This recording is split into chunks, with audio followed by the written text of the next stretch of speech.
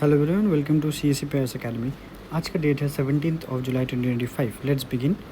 तो अगर आपको इस एनालिसिस का PDF चाहिए तो आप हमारे Telegram channel that is @CSEP_Assam को फॉलो कर सकते हैं। So before I start with analysis I would like to inform you that our Mayur Chaudhary sir, senior faculty CSE Paris Academy, he will be conducting a webinar session on CSE Paris Academy's YouTube channel which is free for everyone। तो जहाँ पर sir civil services examination के बारे में वो discuss करेंगे about the strategy that you shall prepare for 1 year.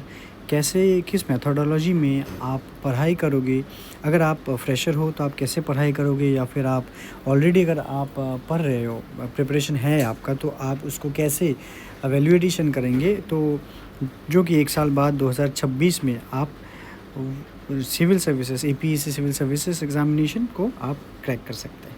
So mark the date this Saturday at 7 PM, that is 19 July 2025 at CSE Paris Academy YouTube channel।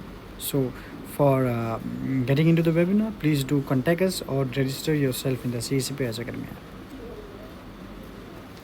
Alright, so these are the topics that today we'll be discussing. The first topic is PM Dhan धान्य कृषि योजना, जहाँ पर हम देखेंगे एक news से आया है that the government of India agriculture में बहुत सारे स्कीम्स को अभी एक साथ कर दिए हैं for the better implementation of the PM Dhan धान्य कृषि योजना। फिर हम देखेंगे कि अभी असम में नामरूप में हाइड्रोकार्बन डिस्कवरी हुआ है in a new well.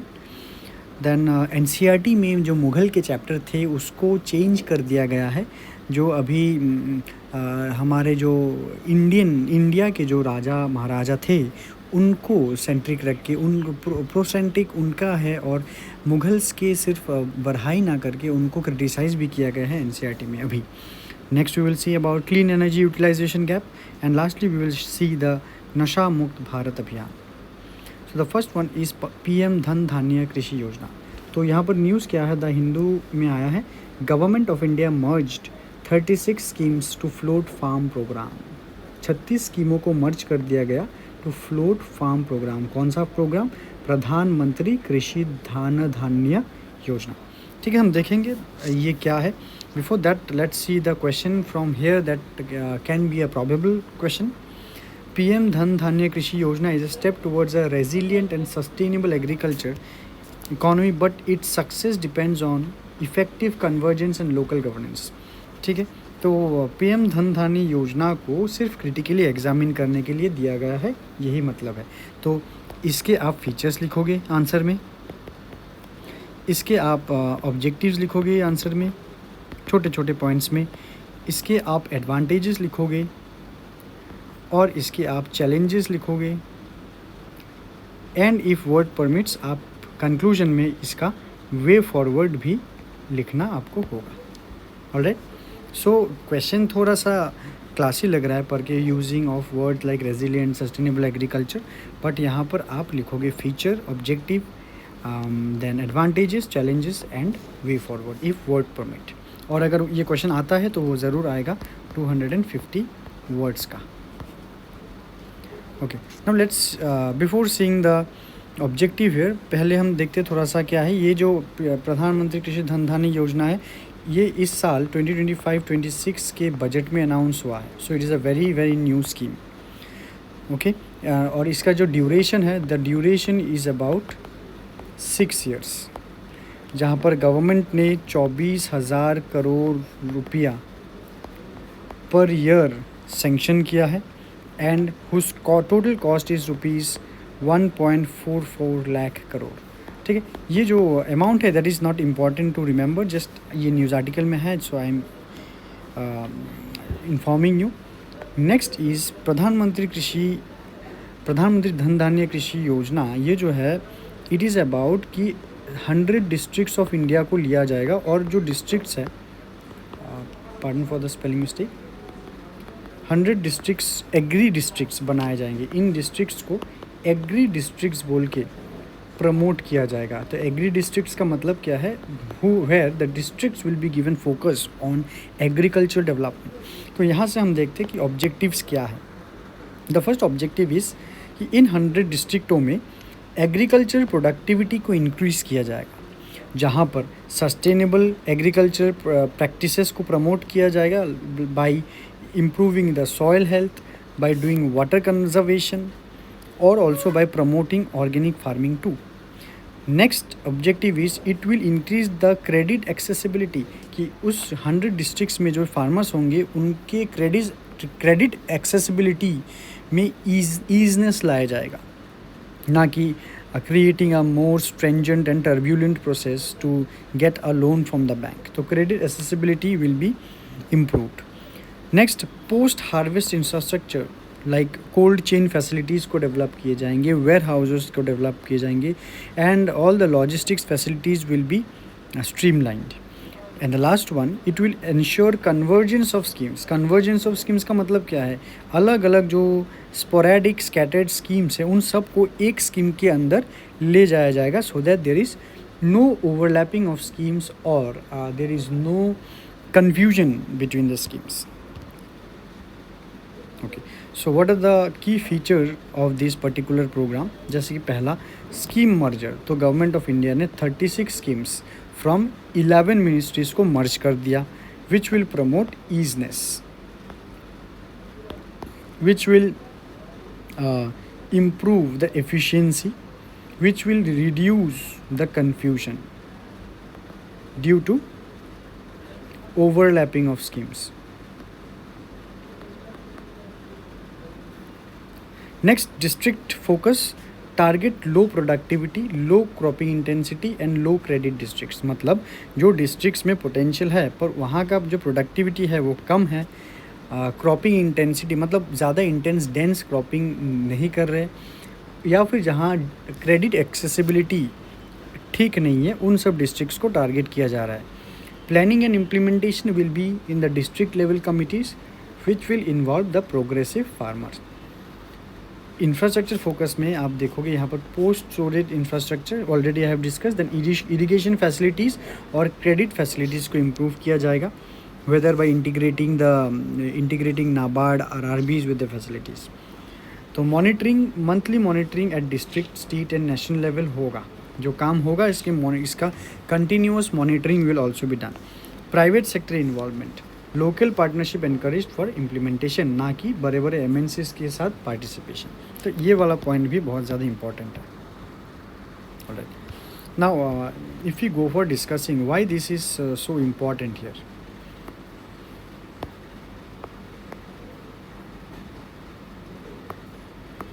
Why this is so important?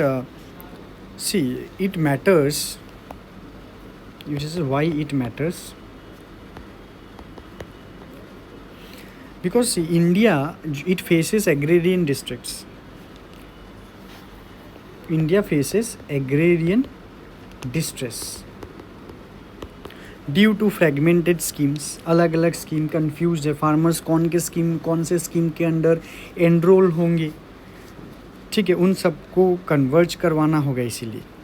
Then there is पूर एग्रीकल्चर या फिर एग्रोनॉमिक इंफ्रास्ट्रक्चर, पूर agronomic infrastructure in the districts that I have mentioned has low productivity and the farmers are practicing unsustainable practices. That's why the PMDDKY, Pradhan Mantri Dhan Dhanya Krishi Yojana, it will integrate planning across different sectors, it will localize the strategies, फिर वो resilience capacity को buildup करेंगे, और वो जो हमारे India के जो एस्पिरेशनल डिस्ट्रिक्ट्स हैं, मतलब लो प्रोडक्टिविटी डिस्ट्रिक्ट्स है, उनको भी फोकस में लाएंगे. Okay, so without any delay let's start with our next analysis, that is hydrocarbon discovery in Assam. तो देखिए यहाँ पर असम ट्रिब्यून का कटआउट, द हिंदू में भी ये कवर हुआ है.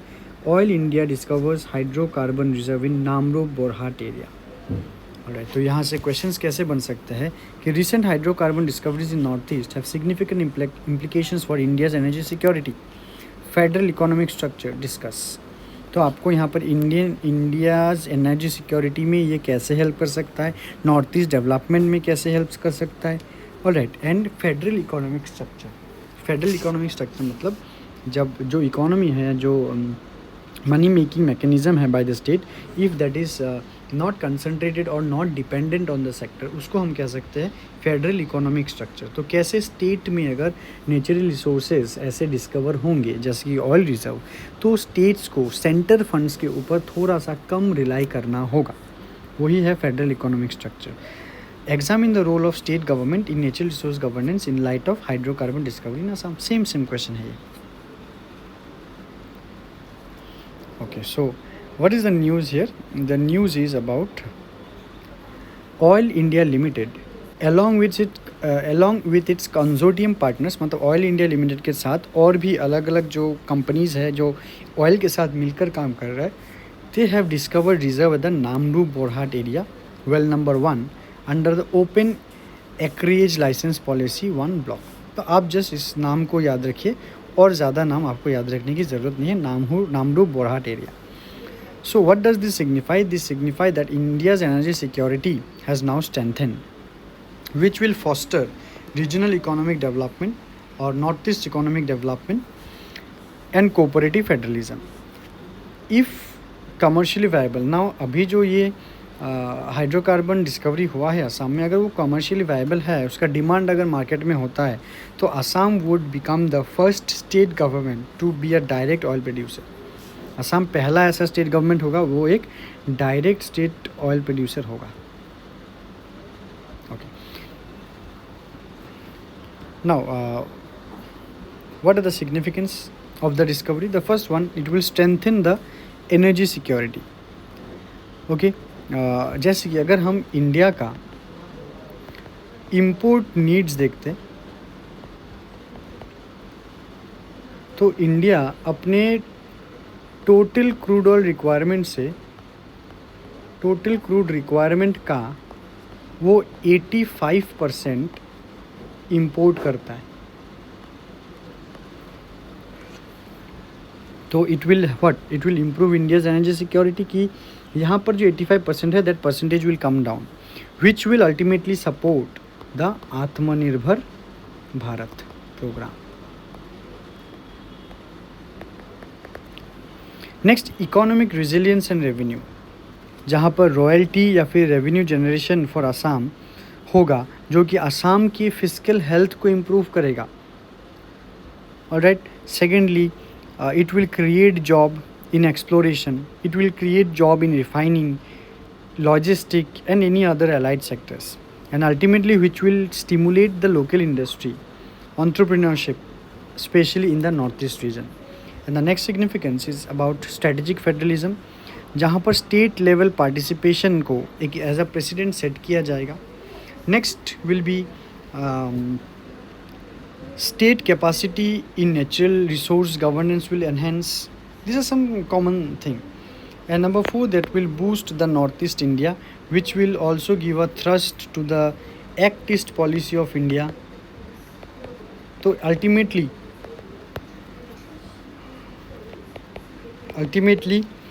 the northeast region will be developed. But there are also certain challenges also regarding the commercial viability. Commercial viability is yet to be established, कि अभी तो बस नया मिला है, उसका commercial viability is yet to be checked. Then अभी जो ये हुआ है इसके एक्सप्लोरेशन के टाइम इकोलॉजी के ऊपर, बायोडाइवर्सिटी के ऊपर क्या इफ़ेक्ट पड़ेगा वो चेक करना बाकी है। It also need skilled man power, वो मैन पावर को ट्रेन करना होगा या फिर हायरिंग करना होगा। एडवांस टेक्नोलॉजी को लेकर यहाँ पर बातचीत होना चाहिए और there must be a robust infrastructure for that. Then risk of federal disputes over revenue sharing, environmental clearance और डिस्प्लेसमेंट। तो this number 4 will be the one of the biggest challenge there, क्योंकि वो तो उसमें सोशल इश्यूज़ भी आ जाएंगे, about displacement आ जाएंगे, vulnerable sections आ जाएंगे कि लोगों को वहाँ से डिस्प्लेस करवाया जाएगा। ठीक है, एनवायरमेंटल क्लियरेंस लेने पड़ेंगे, तो उसमें चैलेंजेस बहुत बढ़कर हैं। Alright, the next news is about Mughal historiography in NCERT. मतलब कि देखिए न्यूज़ यहाँ पर Akbar brutal but tolerant, Babur ruthless conqueror. यहाँ पर जो नए एनसीईआरटी पब्लिश हुए हैं क्लास 8 का, वहाँ पर मुग़ल एम्परर्स को अभी क्रिटिसाइज़ किया गया है। तो यहाँ पर स्टूडेंट्स आप देख सकते हो there are no questions because इस पर्टिकुलर न्यूज़ से मैं एज सच क्वेश्चन नहीं बनाए, just I will be giving you the news. Okay, so ये हिस्ट्री का पार्ट है, क्वेश्चन बना सकते हैं बट आई फेल्ट कि चलो इससे एज सच क्वेश्चंस नहीं बनाएंगे तो भी चल जाएगा। Now let's see what is the news. चलो, जैसे कि नए किताब में बाबर को एज अ रूथलेस कॉन्क्यूरर बोला गया, अकबर को as a mix of brutality and tolerance, कि वो ब्रूटल भी था वो टॉलरेंट भी था। औरंगजेब को मिलिट्री रूलर बोला गया but he had religious intolerance. ठीक है, तो वो बहुत से प्रोटेस्ट प्रोपेगेंडा के बाद ये सब चीज़ें हुए हैं। तो what could be our analysis there? Our analysis can be here कि this will if this is publish then it will change the historical narratives, जो कि मुग़ल रूलर्स को जहाँ वाइट वॉश किया जा रहा था, जिनके तारीफ़ों के ऊपर तारीफ़ हो रहे थे, जिनको हीरोइज़म की तरफ लेके जाया था, उस अभी चेंज होगा because now the text book will also focus on the Indian rulers. So that will change the historical narrative by the use of this kind of word,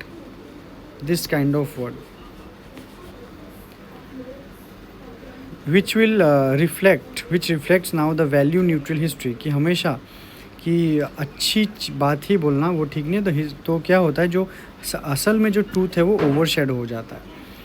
ठीक है, तो ये हो गया हमारा changing of historical narrative with the use of languages and terminology, which will ultimately there will be historiographical shift which can be seen as a part of a broader ideological turn in the Indian history writing, जहाँ पर nationalist या फिर civilization perspective are gaining prominence over secular academic approaches। तो वो secular academic approaches से अभी वो थोड़ा सा हटके होंगे। फिर अभी जो हिस्ट्री और आइडेंटिटी पॉलिटिक्स है, which portrays the Muslim rulers in predominantly negative terms, could feed into contemporary political narratives also. Alright, so these are certain analysis given in the news. Okay, so देखते कुछ aspect यहाँ पर truth telling, truth बोलने के लिए तो positive aspect क्या हो सकता है, जैसे which will correct the earlier omissions of brutality, कि जो ब्रूटैलिटी मेंशन नहीं हुआ है वो अभी आएगा, जैसे कि द चित्तौड़गढ़ मैसेकर। तो मुझे आप बताइए ये चित्तौड़गढ़ मैसेकर किस मुग़ल रूलर के टाइम हुआ था? बट द कंसर्न इज़ कि may over correct and reduce the complexity of figures like Akbar. Over correction भी हो जा सकता है and it will reduce the complexity of figures like Akbar, कि अकबर को अगर हमेशा नेगेटिव पोर्ट्रे किया जाए तो उन्होंने जो भी अच्छी काम किए हैं शायद उनको ओवरशैडो किया जा सकता है। Diversity, greater emphasis on regional heroes and resistance, regional heroes के ऊपर ज़्यादा एम्फेसिस एनसीईआरटी दे रहा है, but the concern is selective glorification that will risk the binary moral framing of history, कि वो अभी बायस्ड हो जा सकता है history. Educational value, it will encourage critical thinking about empire, violence and power, which could reinforce communal stereotypes if not taught contextually. Let's see the next news, clean energy utilization gap। तो news क्या है, share of clean energy in electricity still below 30%, कि total India में जितने electricity consume होते हैं वहाँ का सिर्फ 30% ही या फिर 30% से कम एनर्जी क्लीन सोर्सेज से आ रहा है। So it is a very important news for environment.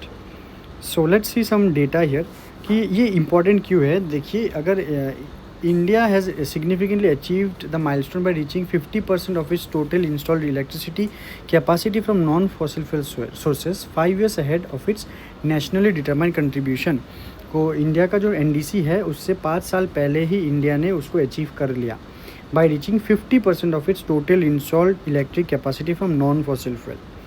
पर फिर भी there is a critical gap, the actual share of clean energy in electricity generation remains still below 30%, की इलेक्ट्रिसिटी अभी भी जहाँ पर जनरेट हो रहा है उसमें सिर्फ 30% या उससे कम ही क्लीन सोर्सेज से आ रहे हैं। ऑलराइट, तो what are the install clean energy capacity, जो कि 50% of India's 484 gigawatt total capacity है as of June 2025। Actual electricity supplied from clean energy is 28%, installed capacity है 50% की, क्लीन एनर्जी कैपेसिटी है 50%, पर जो सप्लाई हो रहा है वो 28% ही हो रहा है। तो द डिफरेंसेस देखते हैं अगर इसको तोड़े तो सोलर एनर्जी सिर्फ 20% जनरेट करके दे रहा है, विंड एनर्जी 25 से 30%, कोल बहुत ज़्यादा 60 और न्यूक्लियर दे रहा है 80%. Now what are the challenges in clean energy utilisation if you see here, जैसे कि low capacity utilisation, grid inflexibility. Low capacity utilisation मतलब जो कि जितना कैपेसिटी है 50% उससे बहुत ज़्यादा कम यूटिलाइज हो रहा है. तो अभी जहाँ पर कंजम्पशन हो रहा है वो भी उनको भी तो ट्रांजिशन करना है. So there is also a transitional problem, तो उसको एड्रेस करना है. ग्रिड इनफ्लेक्सिबिलिटी, जो इलेक्ट्रिसिटी ग्रिड होता है ना, ग्रिड, वो ग्रिड भी इनफ्लेक्सिबल है. मतलब जो ग्रिड है उसको अभी भी उसको जैसे current grid it lacks the dynamic demand response system, कि जितना डिमांड है क्या उतना वो सप्लाई कर पाएगा कि नहीं पाएगा. यूनिफॉर्म टैरिफ जो है वो डिस्करेज करेगा टाइम बेस्ड लोड बैलेंसिंग को. Next is energy storage limitation, जो बैटरी स्टोरेज है वो अभी भी बहुत ज़्यादा कॉस्टली है वो और वो अंडर डिप्लॉयड है. पीक डिमांड सीजन में it may not meet by the solar due to lack of sunlight. And also still we 75% of India's actual power it is dependent on coal. So that is a problem. On the last news here we will discuss about नशा मुक्त भारत अभियान. तो ये press information bureau PIB के एक article से हमने ये news को लिया है. नशा मुक्त युवा for Viksit Bharat, empowering minds building the nation, very important. So let's see some data here कि over 65% of the population below the age of 35, the youth are positioned as the principal architect of the विकसित भारत. तो इन इस 65% will harness the demographic dividend for India. पर ये देखा जा रहा है कि यहाँ पर ही ये below the age of 35 these youth are also threatened by the drug addiction which is acting as a social toxin which decreases the productivity of the individuals, which damages the health of the individual, and it weakens the communities. That's why the government of India has initiated the Nasha Mukt Yuva for Viksit Bharat, and it was symbolically launched at the Youth Spiritual Summit 2025 July, and the Kashi Declaration, which seeks to galvanize a youth-led citizen-powered movement against the drug abuse. So what is the scale of the problem, ये क्या ये इतना बड़ा problem है. जैसे कि देखो rising narcotic scissor, ये हर आए दिन जगह जगह से ड्रग्स को सीज किया जा रहा है. जैसे कि 2024 में सिर्फ 2024 में 25,330 करोड़ ड्रग्स सीज किए गए हैं, which is a 55% increase over the previous year. 2023 से 2024 में 55% इंक्रीज़ हुए हैं. नेक्स्ट, अभी सोसाइटी में इंडिया में देखा जा रहा है there is emergence of some new synthetic drugs, जैसे कि amphetamine type stimulants, cocaine, methamphetamine या फिर उसको मेथ भी बोला जाता है. इसके यूसेज को इंक्रीज़ ट्रेंड में देखा जा रहा है. Next, mephedrone are seeing a rise raising concern about neurotoxicity, cardiovascular damage and dependency. And the lastly narco terrorism nexus, जैसे कि operations in Gujarat and Delhi which revealed presence of international trafficking network challenging national security as well. So the scale of the problem is very high. So इसके लिए की government initiatives क्या है, जैसे कि the Nasha Mukt Bharat अभियान, which is a Jan Andolan people's movement which encourages and pledges to declare and get out of that voluntarily by community engagement, not by stigmatizing those young people. Next, Youth Spiritual Summit, bringing ministries together like AIMS, NCB and 100+ spiritual organization to develop the Kashi Declaration, a multi-stakeholder roadmap for a drug-free declaration. तो Kashi declaration is related to what, is related to drug menace. तो ये आपके prelims में पूछा जा सकता है, prelims के लिए बहुत ज़्यादा इंपॉर्टेंट है. याद रखिए क्या, काशी डिक्लेरेशन.